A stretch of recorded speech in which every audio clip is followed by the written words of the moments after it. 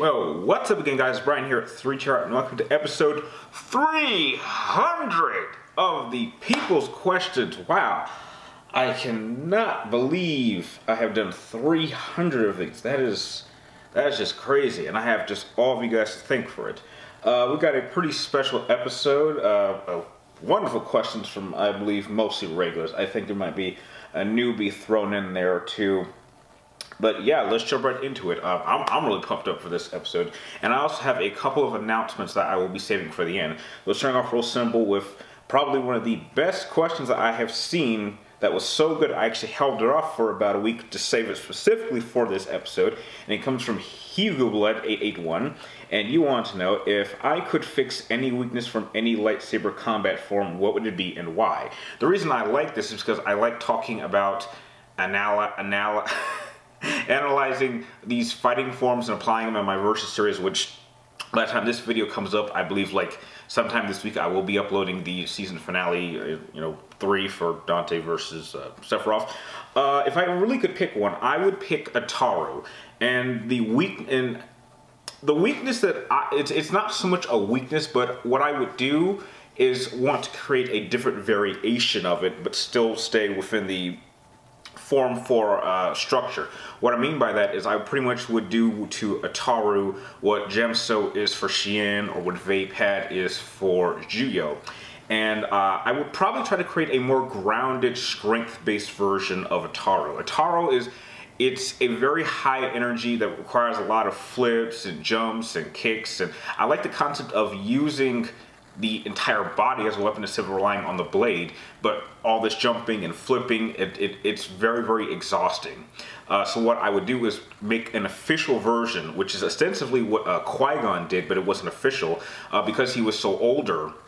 I think he was in his 60s by Phantom Menace. He created a much more grounded, power-focused version of Ataru, which still burnt out energy, but I don't think it needed all the jumping and flipping, which I probably would have burned out even more energy. So I simply would want to make that type of fighting style in Ataru official, because I think that you can't really remove the mentality of it, but I think you could actually still have a very powerful offense without having to exhaust so much energy, therefore tiring you out even quicker. I think that's something I would fix. The next question of the episode comes from GokuSon, and you want to know, who do I think would win between Bucky Barnes and Jason Todd? Bucky or Jason?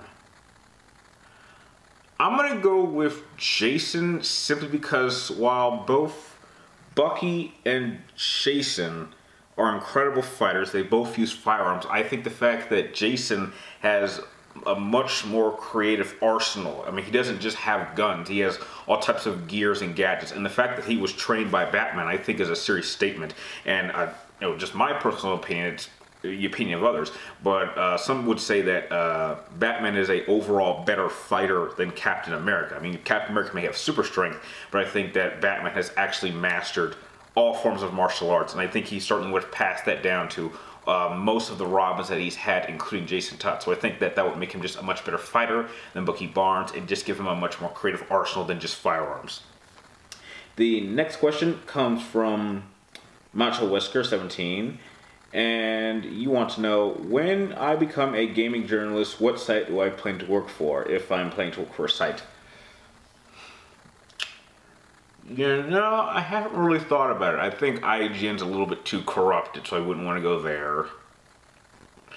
I wouldn't mind wanting to I simply would like to get my foot in the door to know what it is like. It's one thing to kind of have an idea of what working in the gaming industry in that department would feel like. It's another to actually experience it. I mean, that's kind of how I got out of game design, because I went to, all throughout high school, I always wanted to be a game designer because I wanted to make video games. And then when I went to college for it and I actually got to see the process, I was like, holy shit, it's a lot of hard work. And it made me have a much more appreciation and respect for the designers and creators of video games. But I was like, wow, this was just something that it would really exhaust me, because the idea of creating such incredible games is an amazing perk, but there is also a serious downside to it, and that downside was probably something I couldn't handle. But I would Personally, I would like to be independent, but I first would like to get a degree in journalism first, just so I know how to structure my words, because I certainly have the mind to, you know, analyze a video game and probably put it in a way that is unique from most people's point of view, but I would just like to know how to kind of just master it personally by getting a degree in it. So I think that's the best answer I can come up with. The next question comes from Lucerna, and you want to know, if you were to choose between any blade for Virgil to gain, which one would you give him and why? A blade? Huh. Honestly, if I could give him any weapon, I probably would want to give him... That's a tough one. Damn, that is a real tough one. Honestly, I think I would just give him his use your Yamato. I mean, that you have to remember that the Yamato is one of his father's swords. His Sparta had multiple swords, and he gave one. Virgil got a hold of one of them, and Dante had a hold of another, and there's I think he has like 3 different swords, I believe. So just giving him his father's sword, I think it symbolizes passing down one's power to the next generation, and I think that's something that would really mean a lot to Virgil. I mean, obviously he wants more swords, and it's kind of a parallel to the whole Inuyasha Shishomaru issue. You know how they each have one of their father's swords, and there's like if you see the movies, there's a third one that each of them kind of, like the Shishomaru wants. So honestly, I would just give him his standard Yamato, because he's already he's an absolute badass with that already. Next question comes from santastarpa, and you want to know, what is my least favorite thing about Beyond Two Souls? Okay, I love that question. Honestly, I was actually thinking about doing a video comparing Heavy Rain to Beyond Two Souls, but if I had any issue with Beyond Two Souls, it was I didn't like how it told the story. The story itself was fine, but I hated how it kept jumping from different points in her life. I mean, it started when she was a teenager, and then it jumped years into the future, then it went back, then it went forward again, and it went back and went forward. And the reason I don't like that is it removes all the suspense, because as far as I believe, I think Jodie's, I think that's her name, she can't actually die. There's no real way to actually kill her, and so that removes all the suspense. So if you're playing a level that is later on near the end of the game in terms of the story, and then you go back and you play an earlier level, well then you know nothing seriously bad is going to happen to her. I think if they had just done it in a chronological order, it would have made more sense, and it would have kept up the suspense, because you don't know what's going to happen next. The way they told the story, you knew what was going to happen later on in her life, and so I thought that was just the only real weakness of the game, but I really did enjoy it. Next question comes from Matt Cruz. You want to know, do I have an actor that I previously disliked that I now enjoy watching? As a matter of fact, I do. This is kind of one of the typical ones. When I was younger, I was not a fan of Leonardo DiCaprio.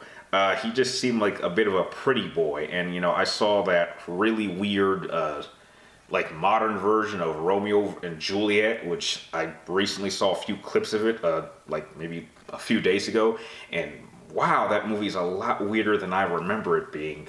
But yeah, for like the longest time, I was just not a fan of his. But as I've grown up, he is, my God, he is an incredible actor, and he also happens to be the lead in my all-time favorite movie of all time, Inception. And he was absolutely magnificent in that. So, and he absolutely deserved that Oscar. But yeah, I would say Leonardo DiCaprio was one of those actors that when I was younger and I didn't really understand the whole acting thing, I didn't like. But as I matured, he definitely became one of my favorite actors. Next question comes from Zyborg136. You want to know, what are my expectations for 2018 for gaming, whether that would be for games being announced, games coming out, or the direction that you want the companies to take? Well, hopefully after the whole travesty of the whole microtransactions thing, hopefully a lot of companies will not go down that path. And another thing I would like to see is more companies or more gaming publishers have more faith in single-player games. Honestly, I will be uploading a series of top list videos probably sometime this week. I'm going to be really, really busy before the end of the year. And like, one of my videos is going to be my top 5 favorite games that I played this year. And not one of them on my list is multiplayer. They are all single player only, story driven games. And that is the type of game I've always enjoyed. I mean, that's the very game that Final Fantasy VII was, and that is like why Final Fantasy VII to this day is the most important video game I've ever played, because that made me a story-driven gamer, and I've been that ever since. And I think that moving on, I will always be a story-driven game, and it's those games that stick with me the most, not the games that, you know, you can apply DLC or have multiplayer.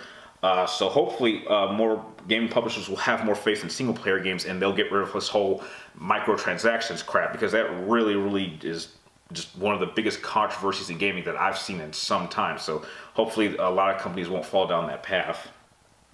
Next question comes from Cassidy J. Williams. You want to know, hey 3TR, since I noticed that Film Brain channel is in your subscriptions, what do you think of his project reviews and Batman Movie Beatdown episodes? Oh, I think he's absolutely incredible. He has such a brilliant analytical mind for film. He is ostensibly probably one of my favorite reviewers of both recent release movies or even like older movies. But yeah, he is an absolutely incredible channel. He's definitely one of the very few YouTubers I would love to meet in person or just sit down and have a conversation with. I feel like I could have a lot of really smart conversations, and those are my favorite type of conversations to have. So yeah, I'm a big fan of his. If you haven't seen his channel, please subscribe. He has a lot of really great content. Next question comes from the Immortal Superman. And you wanted to know, can I please do a video of my top 10 video game weapons, detailing each one? Okay, yeah, I think I can do that. That's not that big of a deal. Next question comes from Jalen Bradford. You want to know, which 3 characters in Resident Evil do I think are worthy enough to wield Thors Hammer? Ooh. Who do I think would be worthy?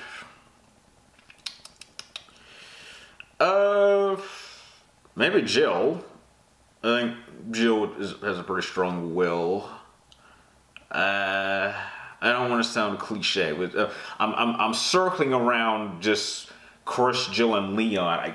I'm trying to think of any other characters outside of those 3. But I'm like, no, like Ada's too deceptive, Wesker's too evil, Jake is just, he's got a bit too much of an ego, which, you know, Thor does, but I just don't think he would have the will. I think Sherry just doesn't have it in her. I don't think Barry could do it. I don't think Carlos could do it.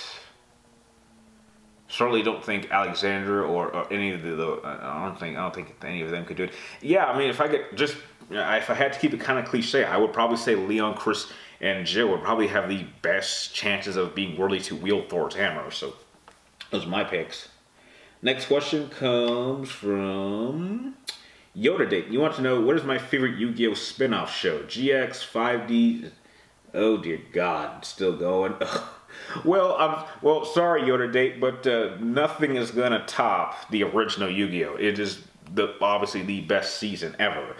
But if I had to pick a spin-off show, probably GX. I'd say GX is probably the closest. I did see a number of episodes in GX. I think the whole concept of building an academy for dueling is a bit ridiculous. But at least that style of dueling is something I could understand and respect. I still have my deck that I had been building since the game had started. It's literally the same deck. Actually I have 3 decks. I built a Yugi deck, a Kaiba deck, and then it was my personal deck.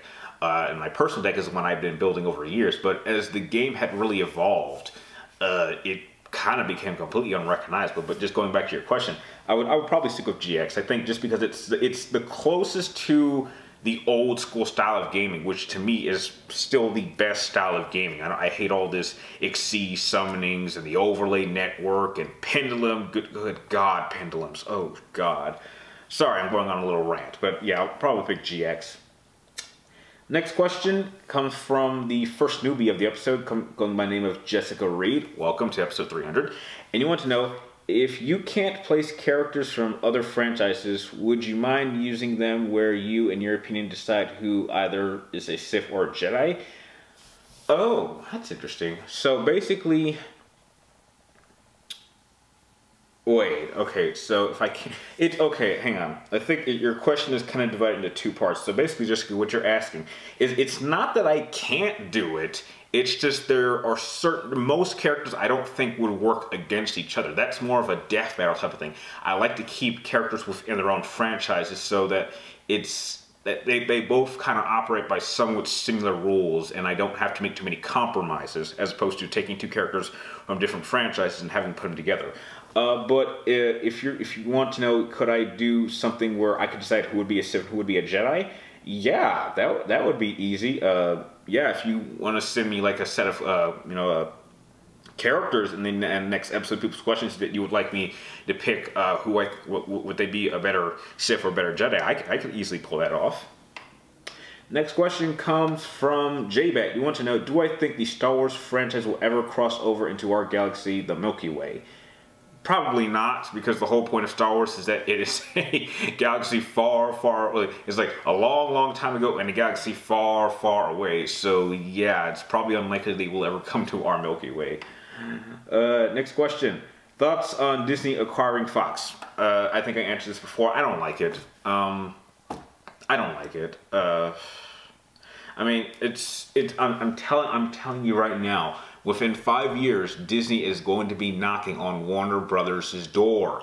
I guarantee it. It's gonna happen, and then it's just crazy how much power Disney is getting, and they're just gonna mess up all these franchises. I mean, the Marvel Cinematic Universe is already getting stale. I've already stated that after this whole Thanos thing blows over, I don't want to watch another Marvel movie, because they simply want to acquire Fox just so they could keep it going, because they really didn't have a plan after that. It's like, how do you top Thanos? There was really nobody that they had that would act.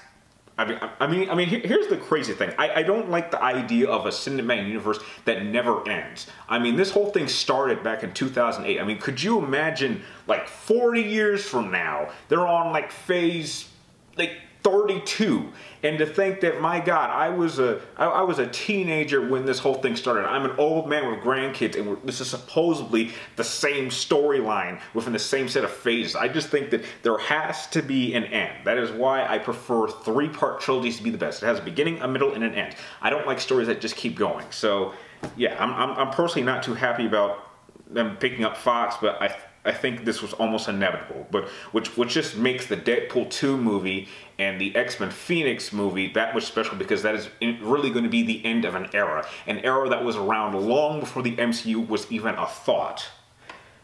Okay, wait, sorry, that last question came from Abil, so sorry if I got that mixed up. Next question comes from, okay, I think we might be running out. I think that might have been the... Okay, we only got like a few questions left. Next question comes from the Black Struggle. You want to know, has my video games that should be movies list changed? If so, what would I add to the list? No, no. Well, I wouldn't say it's changed much. I mean, the list that I did, if you've seen that video, it's pretty consistent. It's just that I've played a number of really good games I think would be cool if they were movies, if they were done right, but knowing Hollywood, they would probably screw them up, so I would not want to see them as movies, just to prevent them from being messed up. Next question comes from... Oh dear. Oh God. Oh boy. I get this question all the time. Alright, the last question...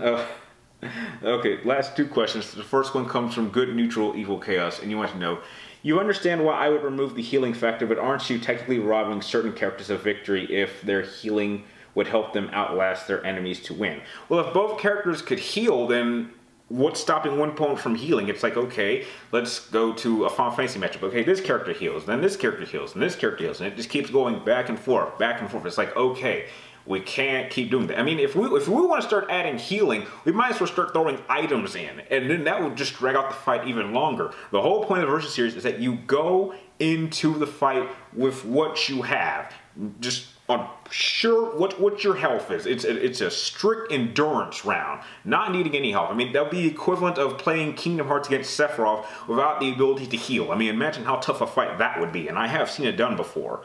And the thing about that, and I want to make this point clear, I've actually had some people come to me and say, wait a minute, Brian, if you're removing healing for your Virgil versus Sephiroth matchup, how come you didn't remove healing from Virgil? Because technically he could heal in his Devil Trigger form. The thing about that is I specifically stated that Virgil would wait. He would wait to use his Devil Trigger at the end. If he would use it as his finisher. So really his healing factor would not play a part until the fight was already over. He would hold off at using his Devil Trigger the entire length of the fight, only to deliver the killing blow. Once that's done, he doesn't need to be in his Devil Trigger anymore. He would instantly turn it off. And so he's not really using the ability, he's not really using that healing factor much.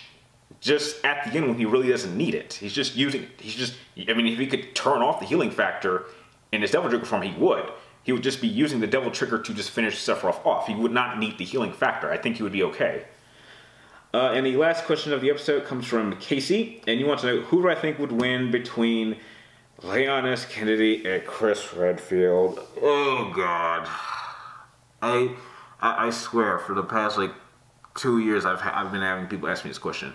That is, like, one of the few matchups I just don't want to do, because it's one of those matchups that no matter what I say, you're going to have people that think Chris is going to win, and you're going to have people that think Leon is going to win.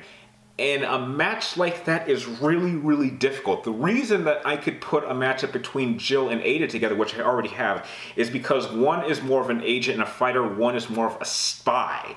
And so they have very, very different approaches. And Leon and Chris, though, have some differences. They're pretty much very much on par with each other. They're more than willing to go all out against each other. Ada would not be willing to do that. She would be a little more creative and a lot more smarter to deal with than deal with a straightforward engagement. And so it's really, really hard to do. And I just don't want to divide the fan base. I mean, I really can't pick, because there's definitely a lot of scenarios where I could see Leon winning, and there's a lot of scenarios where I could see Chris winning. It's one of the single hardest matches I would ever have to put together, and it really just depends on who you prefer. There's an equal argument for who could win a matchup like that, because it's like, are we fighting to see who could disable someone? Are we fighting to see who is killing someone? Is one under mind control? There are just so many factors, and I just don't think I could really come up with a definitive answer between who would really win between those two, because they are so, despite them being so different, they are very much an equal match for each other. So it honestly could go either way.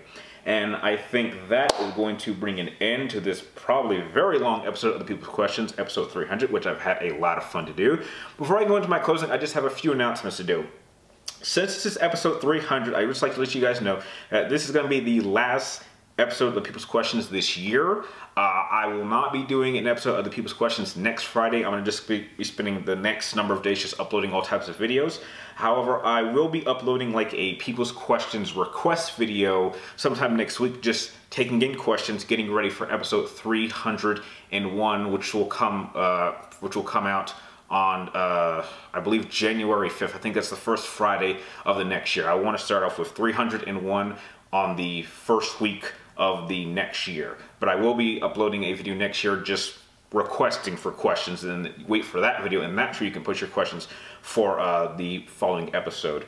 And also, just keep your eyes open for my channel. I will be uploading a lot of videos. I mean, I have a verse series I'm nearly done with at this point. I have like a worst movies list, I have a best movies list, I have a video game list, I have a bunch of top 10 list videos that I gotta do, a lot of opinion videos I gotta do, and going into next year, I'm gonna also be doing a video that's gonna be asking, what do you guys want to see for the channel? Because I wanna reconstruct it, because my goal for next year is to try to hit 50,000 views, and I think that having a consistent schedule of knowing when a new video will be uploaded and what type of content I will be doing, and including adding video game live streams, I think will help bring a lot of people in. So that's really what I'm going to be restructuring going into 2018. So with that, that's pretty much everything I have to say for this episode. I'd like to thank all of you guys for making 300 episodes of people's questions possible. I would like to know, if you can remember, what number episodes of the People's Questions did you first start watching? Please let me and everybody know in the comments down below. And like always, thank you guys for watching. You're awesome, and I will see you next time.